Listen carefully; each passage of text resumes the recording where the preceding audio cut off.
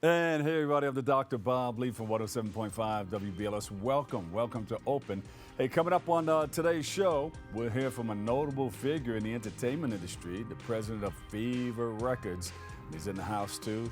He's gonna kick the ballistics, the science, the whole nine, right?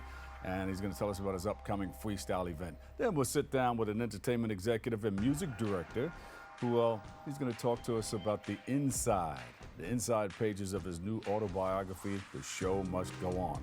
Plus, speaking of new books, we'll sit down with an author, entrepreneur, and fashion graphic designer and his publisher, who will shine a light on how his new book is inspiring the next generation. And then finally, we'll be joined by the founder of an organization that is helping young men and women gain access to college scholarships. Stay tuned, all of this and more coming your way. I'm the Dr. Bob Lee. Kick off your shoes and relax your feet. We're wide open. Here we go.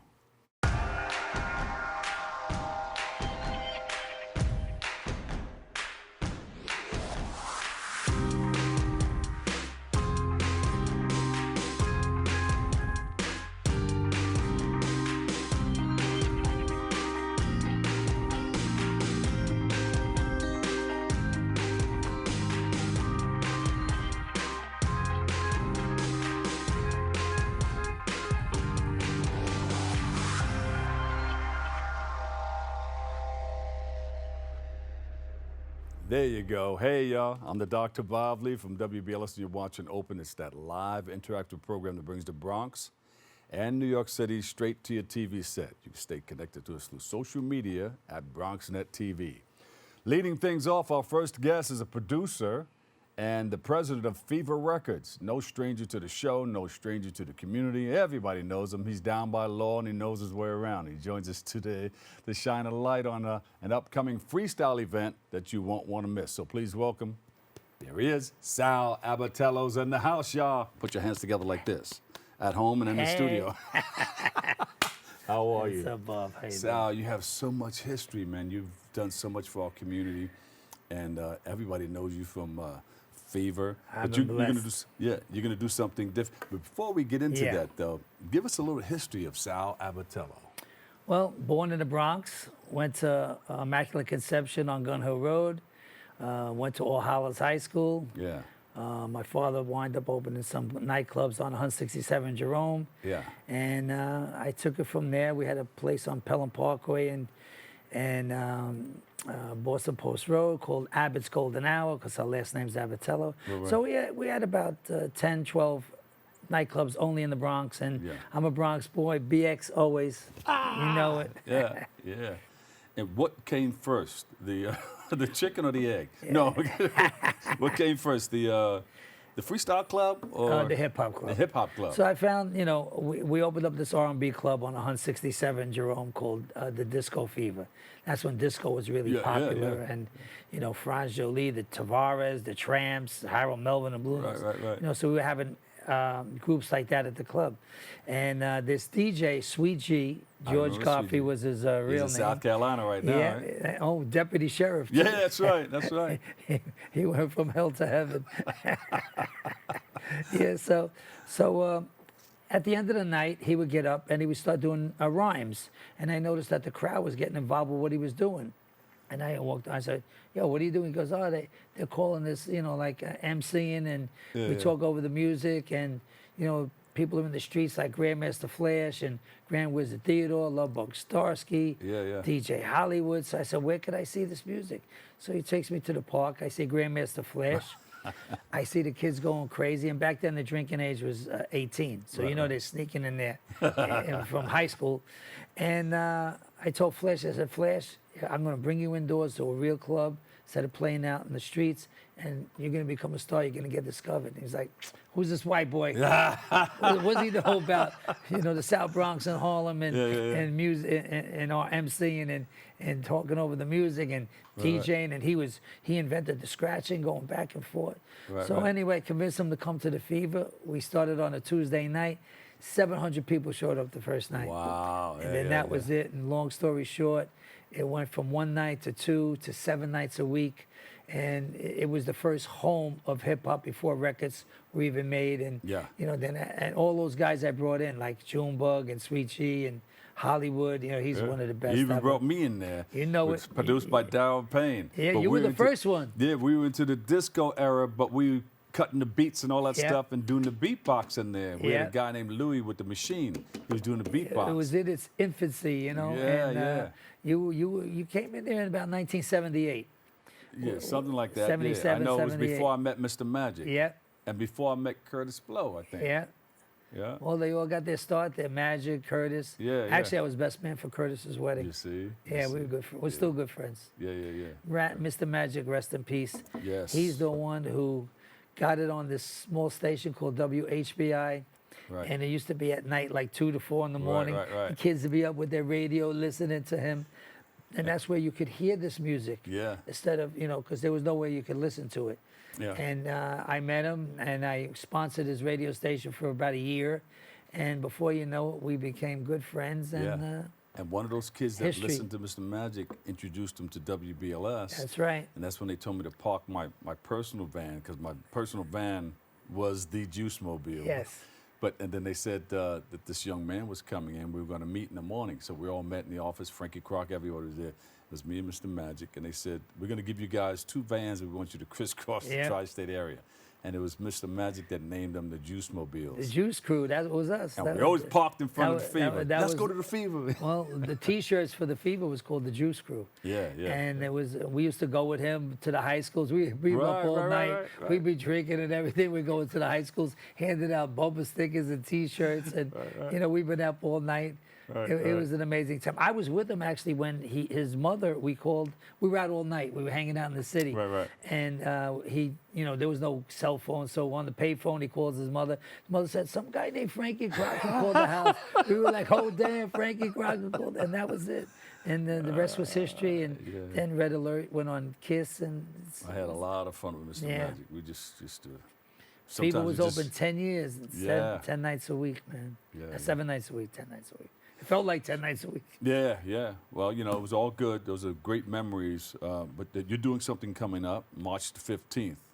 Is it a 40th anniversary? 40th anniversary of Freestyle. Whew. Last year we had the 50th anniversary of hip hop, Yeah. which I got my name on the Walk of Fame in the Right. Bronx. So that was a big thrill. Bronx President Rubin honored me with that. Yeah. So that was a big thing. And Freestyle was the Latin hip hop kickoff from hip hop. Right. And I opened up a club on Tremont and Webster after the Fever was open for 10 years. And it was called the Devil's Nest. And that's Right. where all the freestyle artists started. The Cover Girls and Andy Panda and Niobe and Sapphire, and Remember all the dances big, they used to do back then? Oh, It was man. like the Webo, Webo, and man. And they wore the the baggy break pants. dancing and the break, yeah. They had the baggy pants before MC Hammer. And the big DJ, the big DJs at the Fever was Flash and Hollywood and Right. Starsky. And at the Fever was Little Louis Vega, Yeah. who's yeah. still going strong today. Wow. He's bigger than ever. Yeah. And that kicked it off. And then the first record made was Niobe, Please Don't Go, Yeah. produced by Andy Panda. And the rest is history. But you have games people play. Didn't you produce that? I wrote This that, Fever, you yeah. wrote. I didn't know was- that part. That was I the knew first. who rapped it. That was the They first sang it. record on Fever Records. Yeah. Sweet G was Sweet the G. artist. Curtis Blow was the producer. Right. Jelly Bean Benitez remixed it. And Russell actually did the B-side called Live at the Fever Yeah. with Lovebug Starsky. And it went to #1. It was #1 on BLS, Kiss, and KT all at the same time. We played That was it. a big record. Yeah. So you're bouncing back and forth. You did the 50th anniversary with last year. Now we got the 40th anniversary of Of Freestyle. Freestyle, yeah. Beautiful. So- So how's that going to look? That's going to be. Looking really good. George Lamont's on it, the Cover Girls, Cynthia Seabank, Judy Torres, the Queen Yes. of Freestyle, Betty Sweet Sensation, Suave, AB, former lead singer of TKA, Yeah. and Noel. We got a great line. Lizette Melendez, who was on Fever, also. So, This is going to be packed. got it. Yeah. Well, this is the 17th year already. Yeah. 17th year. Beautiful. Amazing. Now, where's it going to be? Where's it going to be? It's going to Yeah. be right here at Lehman Theater. Lehman Theater. I just wanted you to say. Make sure I knew. This is kind of early for me. I didn't go to sleep yet. No, but that's the life that we live, right? That's the life we live. Yeah. Beautiful. Gotta So on get the used to it. 15th, everybody get ready. Do we have to wear special shoes and pants? Should we wear the pants Man, from back in the day? The one at Lehman is my favorite because it's coming home. It's in the Bronx. Mm-hmm. The Bronx people come out. They sell out. It sells out every year. Yeah. You know, it's a great vibe. The artists love it because they get to see people they grew up with, people they went to high school with. yeah. You know, people I went to the club, the Devil's Nest, the Fever. You know, even the Devil's Nest in 1992 became Fever 2. Who got discovered there? Wu-Tang got discovered there. Yeah. Fat Joe got discovered there. Look at that. So many big people back in the third generation of hip hop, Right. got their start at Fever 2. So we've been pretty instrumental in giving opportunities and breaks, not just to the artists, the singers and rappers, the producers, the road managers, the managers. Yeah. You know. Were you in some of the movies that Oh, came out? Crush Groove. Crush Groove. Crush Grooving, body moving. Yeah, yeah. So we should pull some of that up while he's talking. I played myself in the movie, and we filmed it at the Fever, and it gave a nice look at how Fever brought it indoors. The Fat Boys got discovered there. Right. You know, Russell Simmons is in the movie. Blair Underwood, Sheila E.'s in the movie. Yeah. Run DMC's in the movie. You know, Wow. yeah, it was. Fat Boys. Yeah, fat, and then we're eating the food on the walls. Yeah, and man. supposedly the guy who wrote Crush Groove just wrote a whole new script of the real story about the Fever. That was the GP. Yeah. Now we're gonna get the X-rated version. Oh, shucks. Yeah. And that's coming out? Hopefully, He's working on that. Yeah. Yeah. He wrote a whole script. The script's done, so we're just shopping it around. So if anybody's interested in putting out the real story of the Fever, They didn't shoot it yet, just the script. no, is done. the script is done. Yeah, I want to jump in it. You going to jump back in it? Yeah, hell yeah. I'll play my father this time. That was 40 years ago. Now. What is it, 85? Crush Groove came out in 1985. Yeah. Wow, man. And it's a classic today. People love that movie. Yeah, man. Yeah. You know, everything's history. And, the Hip Hop Museum is going to be opening next year. Right. You're in that? Yeah. yeah. They gave me much love, put a Yeah. lot of Fever stuff in there. And it's going to be fantastic. It's going to be in the Bronx, where it belongs. Yeah. Right off the highway on 137th Street over there. Right. It's a beautiful Yeah. building there. Yeah. I remember the one across the street. Great property. Yeah. Oh, it's 50 stories. There's going to be like 400 apartments in it. Yeah. The museum's going to be on the bottom, about 50,000 square feet. Did you get an apartment in there? I wish. I would have been home. Back home in the Bronx. There you go. Well, Yeah. you can ask him. Say, hey, man, I need one of those apartments in there. You know It's it. not filled yet, is it? Probably. I don't know. That's good. So you just continue to do these things. Are you doing another one? Because I think you just did one. Was it a few months ago? Yeah. Yeah. Here, well, I At got a Lehman. doo-wop one coming up in May. Yeah. We got all the doo-wop groups from the 60s. It's going to be here? Yeah, going to be here. Oh, wow. Yeah. And then I saw you did something at the golf course. It was Yep. about a couple I do years something ago. at the Putnam Golf Course. Right. I just did it last week, and we had Judy Torres there. Oh. And then I do in the summer, I do Saxon's Golf Course, Yeah. which is up in Scarsdale every Thursday night. Oh, wow. Yeah, it's a great party. It's outdoors. Food's good? Food's fantastic. Oh, wow. You know, Let me know about we have, that. I we wanna have come up artists. there. Yeah, every Thursday. We start in May, Yeah. the middle of May. Okay. And we got some bunch of shows. Log on to feverrecords.com if you want to book any of these artists, anything, even Rob Bass, Sugar Hill Gang, anybody you want. Just call 914-725-0011 or go on the website and we'll hook up. There Hook you it go. up. Hit us one more time with this This is before it, we baby. wrap up. March 15th, 40th anniversary of Freestyle. George Lamont, Judy Torres, Betty a Sweet Sensation, The Cover Girls, Cynthia, Suave, Noel, Lizette Melendez, C-Bank, AB, formerly of TKA, and White Boy and Lucho's going to be DJing, and Sammy Zone's going to be opening it up, and the after party's going to be in the Bronx at Made in Puerto Rico. There you go. I'll be at both places. But it's all happening in the Boogie Down on March 15th, Saturday night, on this campus. on this campus. It's always Lehman here. College This campus, is the 17th year, theater. Bob. Yeah. 17th straight year. My God. 17 sellouts in a row, Yeah, that's except good, for man. COVID. Let me know. You See got if we it. can jump in there too. You know it. Sal Abatiello, he got the big show coming up on the 15th of March. Make sure you go to his website. It is FeverRecords.com. boom. We'll take a quick break. I've got more open coming your way next. Yeah, the Fever, baby. We're gonna start the show right now. This is my favorite part. Ready in 5, 4, 3, 2. Hey, this is Angel, and I am one of the instructors for the in-studio production. Here at BronxNet, we offer classes that can help you elevate, expand, and start your television career. All you have to do is sign up at bronxnet.org/education. For the past 7 years, I have been in various productions, spanning from talk shows, independent films, news reports, art displays, teachings, musical performances, and many more. Ain't that right, Angel? Yeah, you're absolutely right, Angel. There are a lot of creative individuals that we're just waiting to sign up for the class. And if I may, can I also express thank you, Angel. That's all the time we have left. Visit bronxnet.org/education and become a producer by taking the course. The class I offer is also in English, en español y también bilingüe. Nos vemos en la próxima clase.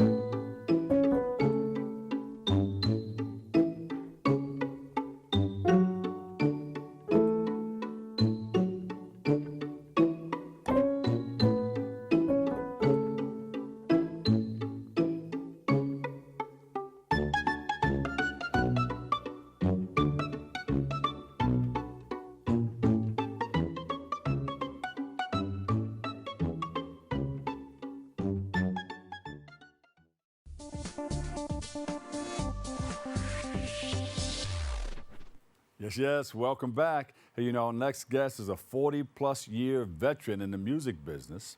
He's an executive and an author, and he joins us to highlight the release of his autobiography, The Show Must Go On. Bam, put a stamp on it. Please welcome to the show, Mark Green. Mark, welcome, man. Dr. Bob Lee, great to be here. Nice to Yes, see sir. you, bro. 40-plus years. 40-plus years. Let's rewind. Take us back to the beginning. Well, you don't have to go all the way back, but you can just Sure. give us the abbreviated edition of how you got Well, you know, put it all together. I started in this business in the 8th grade.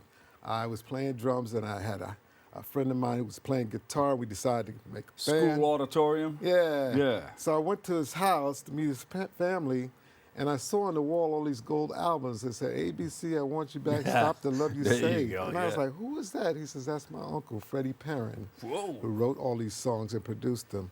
And he was actually my first mentor. Wow. Okay. Yeah. So you took it from there. You said, let's take this out of junior high into high school. Yes, yes. And then during that time, you know, around 1976, by that time the era changed. You know, the funk bands were moving out and disco came about, and that's kind of how I started DJing and getting involved. You was on the ones and twos? On the ones and twos. You played in some of the clubs? In some of the clubs, but you know, the funny thing is, You're a mobile DJ, though. Yeah, Okay. absolutely. But, you know, during that time, I was approached by a promoter, and he asked me to be in the Battle of the DJs in the Bronx. And that was 1977, and that was the first time I discovered and heard rap. Yeah, yeah. And Pete DJ Jones and all those guys were out there back then, right? Yeah, definitely. Yeah. I was talking to somebody the other day, you know, Angie Stone, bless her soul, and our condolences go out to her family and her fans. Mm-hmm. She grew up in South Carolina. Oh, yeah. You know, where my family grew up. And when we went out there, I think it was 76, 79. 78. 78, 79. And they hadn't heard rap No. down there.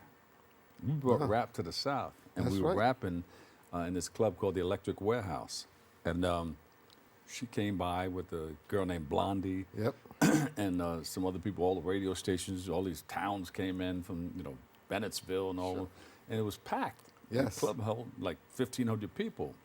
It was packed 7 days a week. And I was just doing my junior year of college, just on a break. Right. And we were in there just doing our thing. But she heard us rap back then. I think that's one of the things that inspired them to come to New York City and get on the Sugar Hill label. Yeah, and I was actually there when they arrived. I was an intern at Sugar Hill Records. I talk about it in the book. The show must go on. What? We have a connection here. Yeah, not only that, I was her agent during this situation that just happened. Yeah. Actually, we've been talking daily. I had 5 shows booked for her, and I called her the day that she had passed because I was talking, I got another show for you. Yeah, So that, it was definitely devastating to me. And she was supposed to be in Baltimore, right? Right, exactly. That was the next show? Yep, yes. And they were driving 4 o'clock in the morning, and they got into that wreck. Right. You think maybe someone fell asleep? I think so. Yeah. Yeah. Well, God bless them. Yes. You know, our condolences are up in the air. So, the show you must said, go let on. me put the pen to the paper because the show must go on. Absolutely. You know, the book is filled with stories and tales of the early days of hip hop. It's my journey through the music business. And, you know, one thing I wanted people to know, because people ask me, why did you write this book? And, you know, as we had approached the 50 years of hip hop, I wanted my story to be told because a lot of people don't know that I was an early influencer in this game and actually introduced rapping to Master G, who later made the first records, Rapper's Delight. Oh, and the good thing is he talks about it in the Ford, and he afforded me the opportunity to go in deep and tell my story. Yeah, see, people don't know. That's right. That's why you got to put these things out, and that's why you got to come on the show and let us know so we can let the world know. Let them know. Not only that, but I signed Will Smith and Jazzy Jeff. I was their first agent. What? Gave them See, the first I didn't know show in that either. 1986. Salt and Pepper Kid and Play. I was on the Fresh Fest. I heard you talk about the Fat Boys. I was on that tour as well. Yeah. The Fat Boys, it was me, Mr. Magic, Charles Stetler. Yes. We were going around traveling all And I had the Boogie Boys. I managed the Boogie Boys. We did that tour, Yeah. Wow. Who's that? That's I'll be sure. Well, you know, the funny thing, I was his first road manager. Yeah. And I talk about it in the book. I talk about the crazy stories that happened all through that book. And who's that? Allison Williams. There you go. Yeah. I worked with her as well. Mm-hmm. You know, Bob, I also have Look at my girl. Yeah, I have a booking agency that I've had for over 25 years called Celebrity Talent Agency. And you're still booking people. Still booking people. Sign me up. Okay, you got it. But thank you for all that you do, man. And, Yes. And continue to do. So this is, where can we get this? You can find the book on Barnes & Nobles. You can get it on Amazon, or you can go to my website, markmoneygreen.com. Yeah. Yeah. But we're not done. Yes. Because you put this one out. I know there's a number 2 coming out too, because there's so many people in the business that you work with. You're gonna have to do a continuation. People don't know I was the person who created the distribution company for Prince. You know, I was the person who negotiated the Get Down, the Netflix movie for Grandmaster Flash. I did the, well, as you know, introduced rap to Master G. There's so many things I talk about in the book that people don't know, and it's the history not only of hip hop, but it's the history of music as well. Yeah. So when you talk about all these things and you remember all these things, what stands out in your mind? I mean, a lot of good stuff that you put in the book, but Sure. you say, "Oh, I got to put this in the book." What was that? Well, you know, when I was writing the book, I sat back and I started thinking, because I'm a collector, so I have all the artifacts. I got the tour books, I got the contracts, I got everything. Yeah. So it's easy for me to put everything together because I just took from the beginning where I started to where I am now. And they're all dated too. And they're all dated. Yeah. So nobody could come and sue me now. You own it. It's I yours. own it, yes, yes. But what stands out in your mind? What's something that maybe happened to you or that you experienced with one of the artists? Oh my goodness, it's a lot. I mean, you're going to read in that book, you're going to hear the stories of the trials and tribulations. Not only that, you're going to hear some crazy stories, you know, working with DMX, Drew Hill, Usher, Timbaland, Missy Elliott, Freddie Jackson, Najee. I mean, I tell all the stories. Yeah. Anything unusual? Well, there are a few unusual. Give me a backstage piece. Backstage piece. Oh, quick one. I think I was with DMX, and we arrived in North Carolina, and I was rushed into a room by some 4 bodyguards that demanded I pay them some money that he owed them from another show. I was like, what? There's always one of those, though, There's right? always one of those stories, but you can find them in the book. Yeah. Yes. I was talking to Sal, just Yeah. before you, and we were working with one of the promoters, and it wasn't at Sal's place, but we were at another place in Midtown Manhattan, and we were in there, something related to the money Sure. thing. We were in there, and he owed them some money. So the guy locked the door and didn't let anybody out. I said, well, wait a minute. He's got to pay me too. Yes, I need to go yes. home. So he let me out. He kept them. I don't know what happened after that. Yeah, Yeah, it can get kind of crazy in this business. it did, especially in those early days. Yeah. Oh, we didn't make the money that we thought we would make in here. How about, can we just give you this? No. Yes. We have a deal. Right. So what's next for you? Who you booking next? What's happening? We're constantly booking a lot of the 90s acts, Drew Hill, John B., and then also in hip-hop, Rob Bass, EPMD, and just a lot of the people I grew up with. One of the things that you're proudest of? Well, as I just mentioned, I guess my proudest moments were, creating the distribution company for Prince, publishing the Grandmaster Flash story, and negotiating the Netflix story to Get Down, signing Will Smith and Jazzy Jeff, and of course introducing rap music to Master G. Man, so you just like Sal, you have history. Yes, sir. I'm gonna get all inside of this book right here. This is beautiful. It's beautiful. Did you meet Quincy Jones or anyone? Yeah, I did. I did. And the funny thing, when I met Quincy, me being like just crazy to meet this guy, he just sat down and talked to me for like an hour. And I was like amazed, like he doesn't know me, but he's gonna sit here and have a conversation with me. Yeah. He's that type of person. He was that type of person. I like those type of people because you meet a lot of people in the business. Some of them look over your head like you're not even there, and some of them will just engage, and you can walk away saying, this is a cool guy. Just like you told me, like he'll give you that conversation. He'll give you a time of day. Yes. And there's some people that, and just even with me, I understand that, and I use that today. So this guy, look, he didn't want to talk. He's full of himself. Mm-hmm. And so now people are talking about you in that way. Yes. So, yeah. So you have a relationship with the Lehman Center for Performing Arts, Yeah, right? absolutely. Yeah, so I'm the general manager here at Lehman, and I actually celebrated 10 years in January. Congratulations. Oh, thank you. Yeah. Thank you. I didn't know that either. You didn't know that? I'm learning something new every day. Oh, man, Bob, I remember you back in almost the 70s. I've come from that far. Yeah. I did my internship with WBLS in 1980, 79, 80. Yeah. Before all these cats logged on or jumped in. And the original social media was being out in the public and shaking hands and kissing babies. Absolutely. That's the original social media. I know. That's why it took me so long to get involved in the social media that's happening now. They say, oh, you got to get involved in this new thing. I said, okay.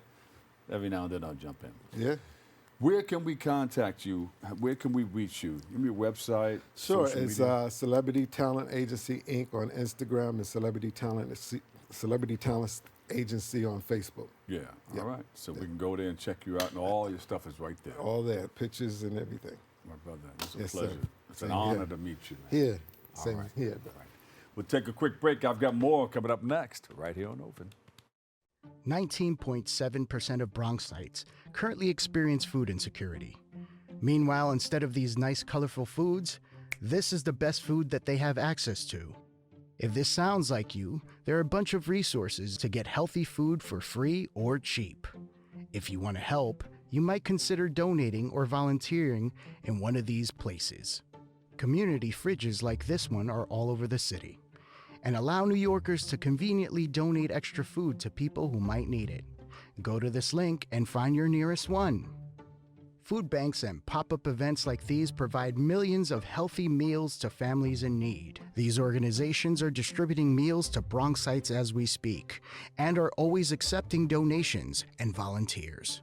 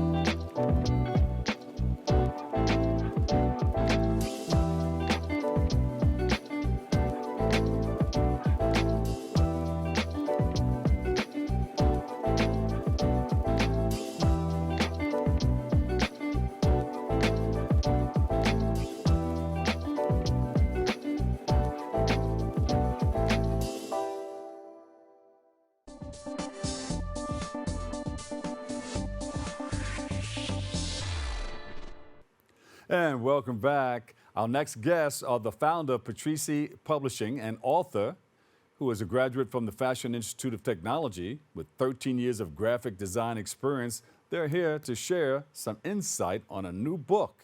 And they've got a whole lot more to talk about, so please welcome to the show. Give them a warm welcome. Christen Jolicoeur and Ilbert Sanchez. Welcome, welcome, welcome. Thank you. Thank you for having us. Thank you. Thank you. Thank you for having us. It's a pleasure. So, what do we have here? You guys have been in a business. You guys come together, and Yeah. you started what? Yeah. So I'll let Ilbert introduce himself. So I'm Ilbert J. Sanchez. I'm from the Bronx. I was born in Honduras, raised in the South Bronx. You know how we do. And I've been in fashion for about 15 years and graphic design for about 20 years. You know, I've been doing tuxedos and weddings pretty much for about 10 plus years. You've been doing tuxedos and weddings? Yeah. So dressing people for weddings. And for the years, I've been actually wanting to take all of my wisdom of just the things that I've learned. And this is where we have Exodus and Every Thread. Right now, we have a book for teens. You know, and being able to actually give them a holistic perspective, a guide for the youth. Beautiful, and there it is. Look. Yeah. Bam. Hey, it looks like this.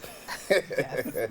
Beautiful cover. Yes. And that's actually how we met through his experience in fashion design. He was actually designing the suits for my husband's groomsmen. Yeah, so we met. I went to his studio with my husband, and we were just chatting about wedding stuff. And then he told me he was writing a book, and I'm like, wow, I'm a book coach. And so we kicked it off from there, right? Yeah. So, and the name of the book is Excellence in Every Thread. Yes. Yes, correct. Yeah. Correct. How'd you come up with the name? So Excellence in Every Thread is just the motto of my company. Excellence in Every Thread is just me living in a high level of excellence. The thread is life, being able to actually weave through life with just excellent intentions, whether it be at home, whether it be in the streets, whether it be in school, at work, just doing things at a high level. And this book gives you all of that insight of just living in excellence in every thread. And you can identify with that. Yes, absolutely. That is where the premises for my company comes from, Patrici Publishing. So we focus on enhancing the learning experiences for K-12 students through literature that's written by Black and brown authors. Beautiful. So I coach writers through that entire process. Yeah. Do you guys visit schools? Do you have outreach going on? So, fun fact, I am actually a former New York City special education teacher. So I'm well embedded in education and what it looks like. And I think part of Ilbert's book shows that, because inside the book, and I think we want people to know this, that there are prompts for students to respond to reflect, just to take in what he's written in a meaningful way. So, my background in education definitely supported with that to just add even more excellence to the book. Yeah. Did you know that you were going to go that route? So for me, it was like meeting Christen. It was like a cheat code, a hack for me, because she was the piece that was missing, because it took me 6 years to write this book. You know, this book is written with pure intentions, and meeting her was the piece that I needed to actually complete the book and to add the things that we needed for it to really have the entire vision come to life. And she was able to really draw the picture out for me to be like, this is where we're going to add this. This is what we're going to do because this is what the schools need. It just helped to draw the picture much better. Yeah, so that was like a, Yeah. Yeah, she was the Phil Jackson to my Michael Jordan. Yeah, I promise you that. There you go. And you knew that was going on? You knew that's what he needed to? Yeah, I mean, hearing his thoughts and like really listening, I knew what he wanted. He said, I can fill the gap. Right, and I had to, I guess my role is really to make it more clear and articulate what he needs and see if that's really what he needs, and it was what he needed, so we made it happen. It was like, here, this is where you should expand, this is where we scale back, and excellence in every thread was created. Boom, just like that. Yeah. So what will people take away from reading this fantastic? Will you see what I'm getting from this? Yeah. I think that the reason why I wrote the book was because being born in Honduras and then being raised as a young immigrant, black kid in the South Bronx, there's so many things that we face, a lot of trials and tribulations that I just experienced, and there was things that I wish I just knew about at a young age. Understanding what emotional intelligence means, understanding the 4 agreements, understanding like just meditation and just practicing mental health, the self-care type of things that can actually help with just being able to just grow up, you know, in a good environment. You know, although I was blessed to live in a good environment within like my household, outside of the house, living in the Bronx, in the era where I was at, it was brutal. And it was things that I face on a day-to-day basis that I wish I would have had the tools to navigate through that in a much more seamless way. Yeah. So I have those details here in the book where a young kid, you don't have to read the book from beginning to end. You can go and just go to a certain section and just learn from there. Yeah, you know, so being able to understand what dress codes are. And kids love that too. Career readiness. Oh, I don't have to read the whole. Let me go to the section that I want to. Precisely. We guide you on pretty much how to actually work with a therapist. You know, how to understand the 4 agreements. And don't be afraid to work with a therapist. Exactly, right. Because there's a stigma involved with that too. Yeah, that's true. And I speak about breaking through the stigma, you know, and like being able to actually navigate through that. Yeah. We speak about career readiness. We speak about being able to just financial literacy, understanding what financial literacy really means to you. But imagine having that book when you're like in junior high school. You're like 5-10 steps ahead by the time you get to college because of the book. Right. Yeah. So do you guys speak in auditoriums and let people know, like have these little auditoriums? So currently, I'm in track to being able to have some book signings and some big, just going to schools and speak about the book and being able to actually give the book to students that are needed. So we're working on that. That's on track for that. How important is that mental health to create the awareness about mental health? Because a lot of people, you know, something's not right. And maybe they don't want to go see anybody because of that stigma. Yeah, from the lens of an educator, I think that we assume that mental health challenges only occur as you get older, but they can start from as young as 4, 5, 6. If you just really listen to the person who's speaking to you and what they're saying. Sometimes we just misstep and dismiss sometimes what younger children say or what they think or what they feel or how they've internalized certain things that we do around them. And so I think that this book is important because it has so much rigor in it. Although it's very accessible, it has so much rigor to the point that it can be relatable for kids as young as 5th grade, being challenged by ways to present themselves, hygiene, how to communicate your feelings to and with other people around. Yeah. And is bullying, you got bullying in the book? Or I think that's a part 2? I think bullying is a very big topic, but there is a part of the book where it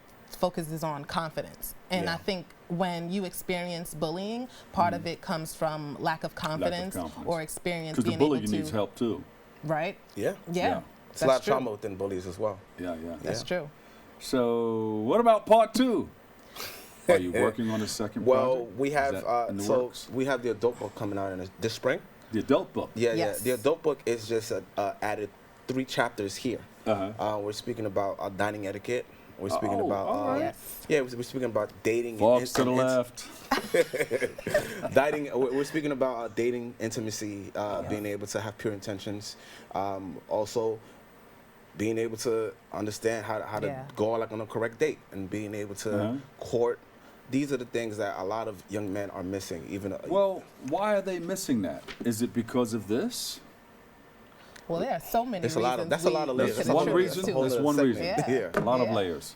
You could attribute so many things to it, but I think what brings us back to the adult version is the need. So wherever the issue started, the need is literally in the book. Yeah. And one thing I want to highlight that Ilbert says is that you don't have to read the book from cover to cover to get what you need. I like that. That's You what I know? like about it. And I think that's reasonable. It's realistic for our audience as well. And so I just want to highlight that because it's a big part of encouraging readers to get this book. Yeah. Who's going to do the audio version of this? We didn't even think about the audio version. No, but it'll be him. It'll be him. Audio You know version. why? I'm working on I'm putting stuff down for my 7th book. I was in an elevator with, I think, an Indian couple, and he said, "Can you please do the audio version? Because, I put it in my car." And I said, the light came on right there. I said, yeah. I said, well, he's not going to go and read that whole damn book. Yeah. Let me get him an audio version. So my son almost has the same voice I do. I said, we'll get him or maybe Gary Bird. So I said, son, I'm going to get you involved in something. You can join the union and everything behind it. Yeah. I said, we're going to pay you for this. It's a they pay you. Yeah, that's the true. union backs you for that. Wow. So you can reach out. You can probably do the voice yourself, or you can reach out to somebody To do through SAG-AFTRA. Yeah. And so it'll also be translated in Spanish as well. Oh, beautiful, beautiful. Yeah, because my first language is Spanish, so we want to be able to actually have access to those Spanish-speaking speak people. Spanish? Yes. And So- the book is split into 3 sections. It's the mental, it's the approach, and it's the appearance. I love it. I love it. Yeah. So tell everybody to pick up this book in Spanish. Si ustedes quieren, pueden comprar el libro en excellenceinaverythread.com. Yep, you got it. It's like when I first went to a Latin country. Yeah. You hear the Spanish, and I'm loving it. You hear the Spanish, but then you hear Toyota. Because they're better than that.com. Yeah. Now in English? If you guys want to get the book, you want to get the book in excellenceinaverythread.com. Yeah. And you can listen to 107.5 WBLS in BronxNet. In BronxNet. Give me your social media and website. I love you guys. Yes. Yeah. So for all those writers and students, they can find me at Christen Jolicoeur on Instagram and Patrici Publishing on Instagram. Beautiful. For me, Instagram, it's IJAY Sanchez. And the website is excellenceinaverythread.com or ilbertjsanchez.com. Beautiful. You guys keep it together. Keep giving our community some great stuff. Appreciate it. Inspiring everybody, motivating everybody. We appreciate you guys and love you for it. Thank you. Thank you for having us. Thank you. Yes. I will take a quick break. I've got more open coming your way next. Stand by.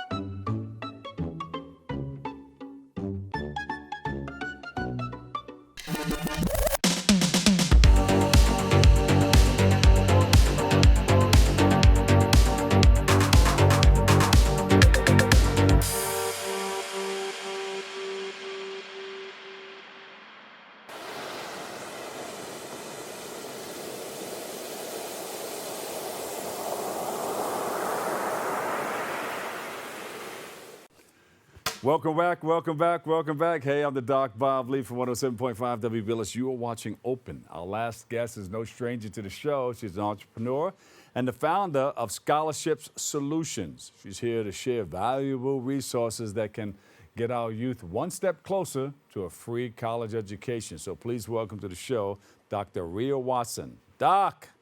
Hey, how are you? See, she's so bubbly. Doc, Doc. Always. Now, you must be in Vegas.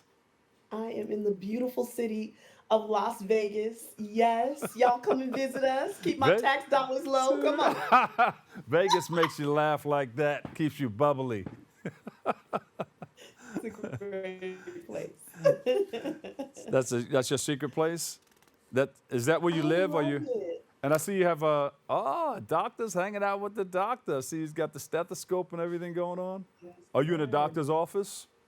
We are healing the woes of student loan debt and making sure to give that medication of scholarships. So yeah, that's why I'm Dr. Rhea, the scholarship doctor. Didn't you The know? scholarship doctor. Now, how do you check to see if somebody needs a scholarship with that stethoscope? Well, I kind of put it down, especially if we got the student loan debt. We're making sure to get the pulse of that and see how we can cancel, minimize, get rid of. But our favorite thing, of course, is to absolutely avoid that altogether through the power of scholarships. But do you put that stethoscope on somebody's head or heart to find out if they need scholarship cash? Again, it's more on their financial aid paperwork. So we're checking and listening to that. So because you're a doctor, you say, you need a scholarship. All right. Yeah. So how does it work? If you find that somebody needs a scholarship, what do they have to do? Yeah, there's scholarships for everyone. There's actually $100 billion, that's with a B, $100 billion available every year in scholarships. And we say with Scholarship Solutions, it's actually 0 to 99, from the womb to the tomb, birth to death, cradle to college. So we don't care how young or young at heart you are. If you're someone who's looking for training in any regard, I believe there's so much money available. There's no need for anyone to pay out of pocket. That's their college savings, their household savings, nor especially taking out any loan. Well, I got a college fair coming up, and I also have a college bus tour going up. This would be great information to give to these students and their parents. Yeah. I love that. That's one of our favorite ways and places to share about scholarships.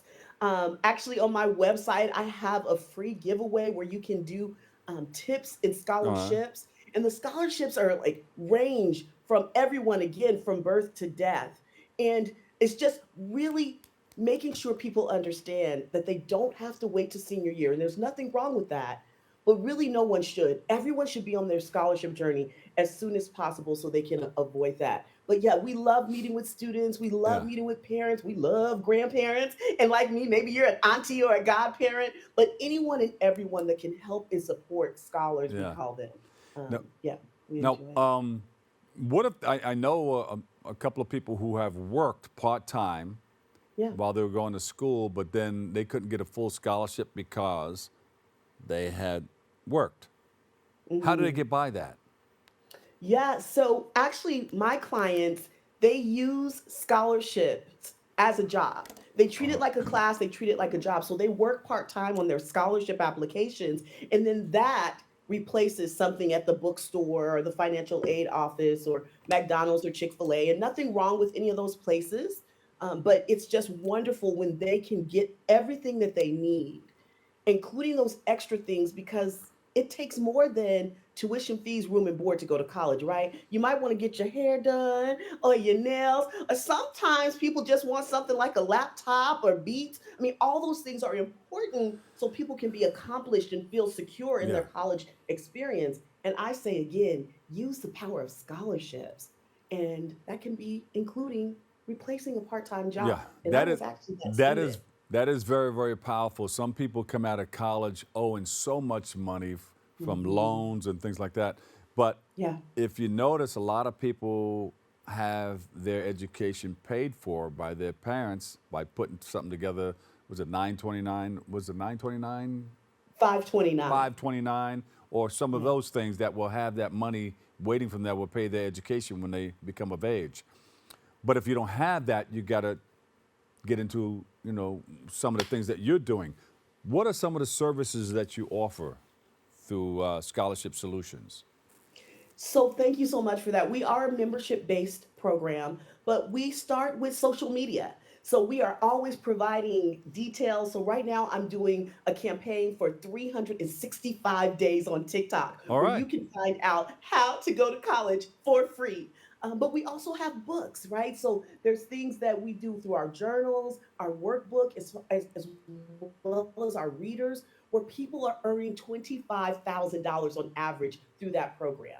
And then again, we have some things that you say, hey, I need to maybe meet with Dr. Rhea, Uh-huh. or maybe I need a little help with my essays, or just finding out how to get internships and externships. So that's available as well, and we love helping and assisting in all of those ways. Yeah. But then we go and do things like you're saying at a college fair, or we speak around the world and just showing people what's possible through the power of scholarships. Yeah, parents are looking for those scholarships because they don't want to come out of pocket. Because the parent may be, all right, I have a little bit of money for you to go to college, but if you can get it paid for, like my son he had a full football scholarship. But it wasn't until he decided in his last year that he didn't want to mess with the football team anymore that they called me into the office and said, well, since your son quit I said, you did what? Since your son quit the football team, you owe $24,500. I said, are you kidding me? I don't want to talk about it, Dad. Or unfortunately, when some of our athletes get injured, right? Yeah. So it may not be a thing that they make that choice, but a choice has been made for them. And so we call that our backup plan. Yeah. And so my athletes, thankfully, those who are NC2A, Division 1, 2, or 3, Yes. other divisions as well, they have athletic scholarships. But we've made sure that they're doing things on their brain and their merit. And that's like really important. My book actually talks about the 5 easy steps to going to college for free. Uh-huh. And one of those steps is making sure that you're doing things outside the classroom, leadership, giving back to your community. What are you doing on your campus to make a difference? And so GPA should never be ignored. Test scores are important. But when you have someone like, again, that's an athlete that's unfortunate, and I've had it happen, that's unfortunately gotten hurt, when they have these other things, they can recoup that through scholarship. Yeah. No, I like what you're doing because people need to know about this, and I'm thankful to my producer for bringing you on. I have something called the Make the Grade Foundation for Education, makethegrade.org. I would like to put that information on there so that people can know where to go for scholarships and grants. Yes. Yeah. Look it up. They have a grant store, if they still have it, in New York City, a grant store. Wow. So scholarships and grants, that's the thing to help students get through college. Absolutely. It's all available. Yeah. And again, it doesn't matter your educational level, your ethnic background, it doesn't matter your economic status. Like all those things we've used in the over years to say, oh, you make too much money or not enough. You're a US citizen or you're not. No, there's scholarships available to everyone and for everyone. And so if there's something that you want to do to increase skills, again, in a certification program, a 4-year university, if you're looking at an MD, PhD, law program, if you're someone that's 9 years old, like my client who's already won $70,000 in college scholarships, grants, and prizes, Yeah. it's available to and for you. And I challenge you, actually, I double dog dare you to apply for, earn, and get those scholarships. There you go. You sound so bubbly that, you make it sound so easy because it is easy. The money It is is. there. If it's there, it can be gotten. You just That's have right. to know how to do it, get the knowledge of what to say, how to be, and what to do, and I think you're in. Just like that. Yeah, you're Just in. like that. And Just that's what like we're here that. for. We help with that if people need it. But yeah, it's, I don't want you to think that people don't put in hard, dedicated work, because they Yeah, do. yeah. But the information is there, the availability of scholarships are there. And so if you are willing, again, if you're working a 10-hour job and you put 10 hours into scholarships, I'll tell you, again, it's something that I did. I was able to get a scholarship from a major university and organization and stop my part-time job. And I realized that there would never have been enough fries I could have dipped, burgers I could have flipped, or sweaters that I could have folded to get this scholarship and put that amount of time Yeah. into it. It turned into $300,000, right? So if you and yours want to go to college for free, let's do it. Let's do it. Where do Let's we do go? it. Give us some information. Where do we go to go get it? Oh, come on. Follow me everywhere, y'all, at Scholarship DR. That's Scholarship Doctor. You can go to my website, myscholarshipsolutions.com. And then I have a traditional office, 702-623-9500. And who's Talk picking to up the me. phone? Yes. You're picking up the phone? Yes. Well, actually, you talk to Dustin or Brandy first, but I really do answer my own calls and my DMs. People are like, "Oh, you messaged me." I did. So yes, you talk to them first, but I do pick up the phone. I love talking to students, parents, and grandparents. I would say Dr. Rhea was on our show. Can I please talk to Dr. Rhea? She's not in the office right now. Can I take a message? But they're so nice. They're so nice. That's how you do it. What else do we need to know before we go? So there's a scholarship coming up. I want you to know about this. Microsoft in Black is coming up this month, you guys. And if you kind of think about the March 1st, 15th, and 31st, the same thing with every single month until September, there's scholarships due. So do not delay. Apply today. Think about that one for sure, because it will pay you to go to school. There you go. Apply. I appreciate you. Thank you so much for all that you do. Check out those 5 easy steps to a free degree, just like that. The doctor's in the house, Dr. Rhea Watson, the scholarship doctor and founder and CEO of Scholarship Solutions. Thank you so much for hanging out with us. All right. I love this. I love the way I love her energy. Unfortunately, that's all the time we have for today's show. I want to thank you, our guests, for joining us, and you, our viewers, for tuning in and checking it all out. You can keep following BronxNet TV for continued coverage. I want to thank you for letting us share in this space and time with you. You can join our hosts, Jonathan Clixto, Darren Jaime, and Rena Valentine on Tuesday, Wednesdays, and Fridays for all new episodes of Open. Always remember this: what you are is God's gift to you. What you make of yourself is your gift to God. To choose your choice, to let your choice control the chooser. I'm the Dr. Bob Lee. I'll catch you another day, another way, and I'll see you over 107.5 WBLS. I love you all. Peace.